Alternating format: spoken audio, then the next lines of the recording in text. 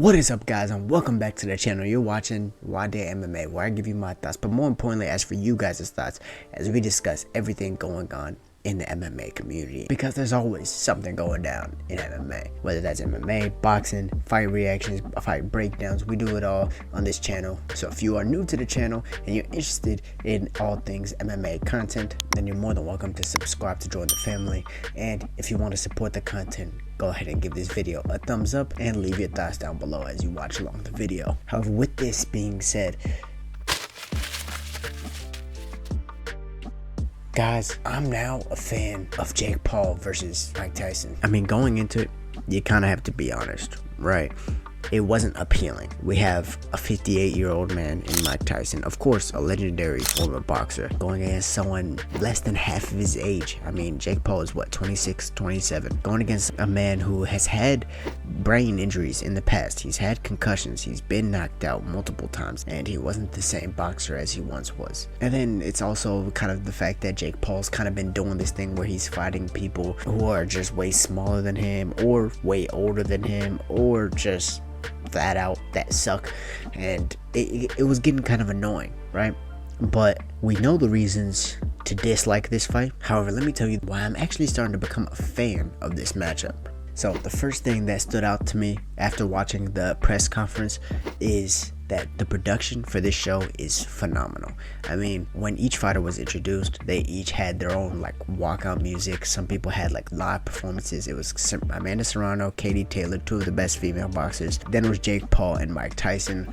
Everyone had their own entrances. Ariel Helwani was the one hosting the press conference, and for the most part I enjoyed his hosting of the press conference. I feel like he felt the pressure in a couple of moments, but we'll get to that later. So like I said, the production was phenomenal.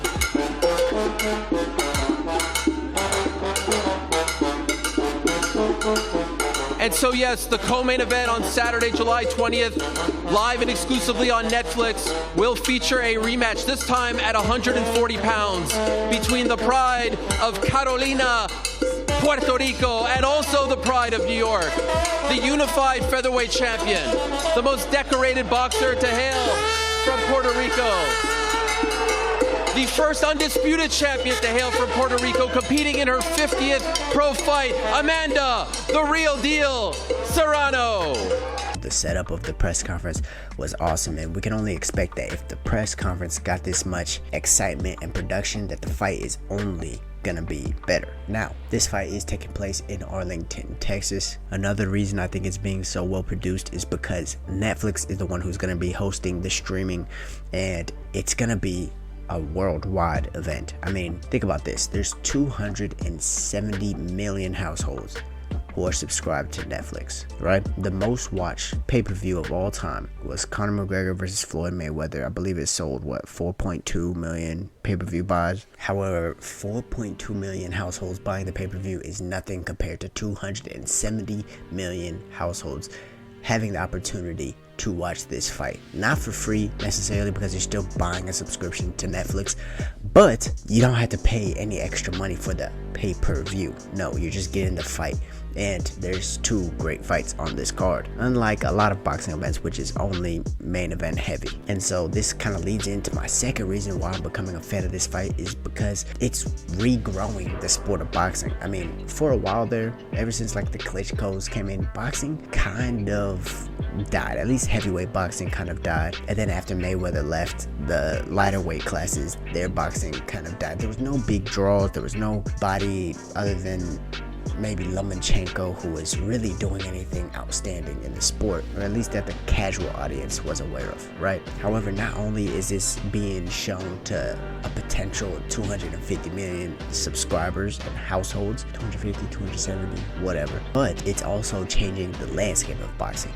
Now, tell me if I'm wrong, but Jake Paul has actually made boxing more fun to watch. I don't mean even necessarily watching his fights and the spectacle of him versus someone who's not as good, but I'm actually talking about the fact that he actually changed the sport of boxing. He's actually the one who encouraged the best to fight the best, and I'm gonna tell you why. Now, some people are gonna get mad at me for giving him this kind of credit, but you gotta give credit where it's due. And the fact that nobody was really fighting each other before Jake Paul entered into the boxing scene. The reason Jake Paul blew up so much is because nobody was really watching boxing, and this was something new, this was something fun. The only thing people were watching was Tyson Fury when he fights. I mean, if you really think about it, go back and look at 2019 boxing fights. What big fights did we really see? Now, Jake Paul makes his debut in January of 2020. Then Tyson Fury and Deontay Wilder 2 happens in February. And then you fast forward till November, because not much was really going on in 2020. And you have Nate Robinson versus Jake Paul. Then shortly after that, we have Spence versus Mikey Garcia. Now that wasn't the biggest of fights, but that was actually a pretty high profile fight, and it did raise some eyebrows, so props to Errol Spence for putting that one on. But we really weren't getting the big fights. Then after Jake Paul ends up fighting Ben Askren in April of 2021, then we start getting the Gervonta Tank Davis versus Mario Barrios. Then we start getting Canelo versus Caleb Plant. And then fast forward to 2022, and we start getting the really big fights, and even bigger in 2023. Now we're seeing Gervonta Davis take on Ryan Garcia take on Devin Haney. We were getting Devin Haney versus Lomachenko, and now Kambosos versus Lomachenko. I mean, Teofimo versus Kambosos, and everyone started fighting everybody. And it wasn't just because Jake Paul was bringing something new to the boxing world and that there was more eyes on the boxing world, but it's also the fact that he was taking ticket sales. I mean, nobody was buying tickets to these other fights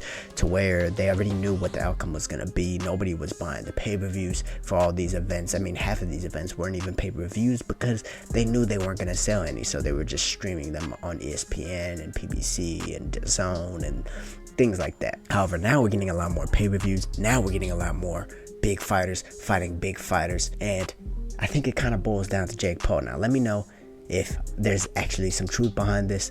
Let me know what you guys think. But I think Jake Paul was amazing for the sport of boxing. I think that Netflix jumping into this is amazing for the sport of boxing. And me as an MMA fan, I'm actually excited to watch boxing fights now. And God forbid I'm making content on boxing fights. However, not only is it building the men's sport of boxing, but it's also building women's boxing as well, because before Jake Paul fought, who was it? I believe it was Tyron Woodley that he was fighting. I didn't know of Amanda Serrano and Katie Taylor. I had no idea who they were, and they were both some of the GOATs of women boxing. The only women boxer I really knew was Claressa Shields. But now they're getting this platform. They're getting a lot more money. It's growing the female sport of boxing as well as the male sport of boxing. So all in all, I just think that this is a great thing for boxing, right? Which is another reason why I'm a fan of this fight. Not to mention Mike Tyson brings back a lot of old heads to the sport. However, another reason I'm liking this is because between Mike and Jake Paul, now the fans are completely different, but between the two fighters in the main event for this card, it's all respect. They both like each other outside of the ring. They both respect what each other have done outside of the ring. Mike says he respects how far Jake's come. Jake obviously and everyone else respects Mike Tyson's accomplishments, and Mike Tyson respects Jake enough to allow this to go on his professional boxing record, and Mike Tyson's actually the one who came up with that idea. So there's respect between the two.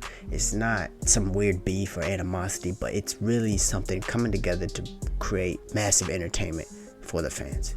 However, when they enter the ring, it's going to be serious, and on that day there are some rule changes. Now, we watched Jake Paul versus Nate Diaz, and we saw him able to dance around for a few rounds out of the 8 rounds that they had, and that there wasn't much action in some of his previous fights because Jake was learning. He was learning to stay on the outside.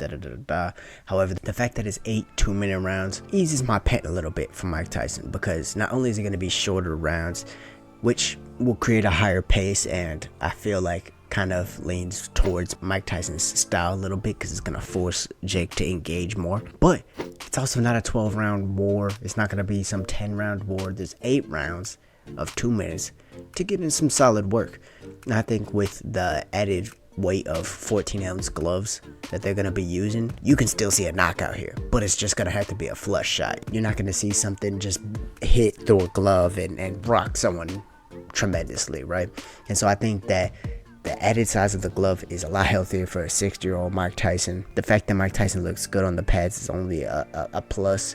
I want to see some sparring footage maybe to see really where he's at. But what do you guys think of this fight? Right? What do the rules add a little bit of spectacle to you? Does the entertainment, does the fact that this is really growing the sport of boxing add something to you, or do you still dislike this fight? Do you still not enjoy the fact that Jake Paul is fighting a 60-year-old man? To be fair, he did say he wants Canelo after this fight, but will he get that fight?